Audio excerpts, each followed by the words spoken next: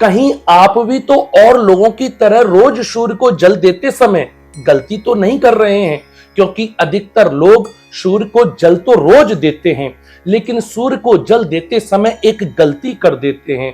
और मैं गलती कोई नई नहीं बता रहा हूं, ये गलती आपको सूर्य को जल देने का पुण्य नहीं मिलने देती है। प्यारे दर्शकों, सूर्य सभी ग्रहों का राजा है। विज्ञान के हिसाब से भी सूर्य पूरे संसार को रोशनी देता है। सूर्य से ही औषधियां उत्पन्न होती हैं, सूर्य ही अंधकार को मिटाता है। ऐसे ही हमारी जन्म कुंडली में सूर्य सभी ग्रहों का राजा होता है।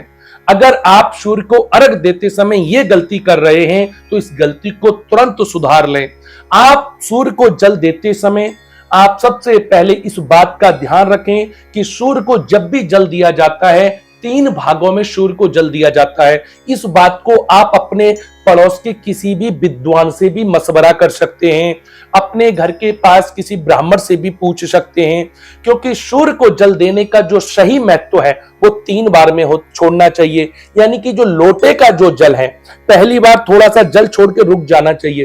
पहला जो जल होता है वो देवताओं के लिए जाता है, दूसरी बार फिर जल छोड़ना चाहिए, वो ऋषियों के लिए दिया जाता है, तीसरी बार में जो जल दिया जाता है वो पितरों के लिए दिया जाता है। यानी कि अगर आप इस तरीके से सूर्य को अर्घ देते हैं तो आपको सूर्य अर्घ देने का पूरा पुण्य मिलेगा।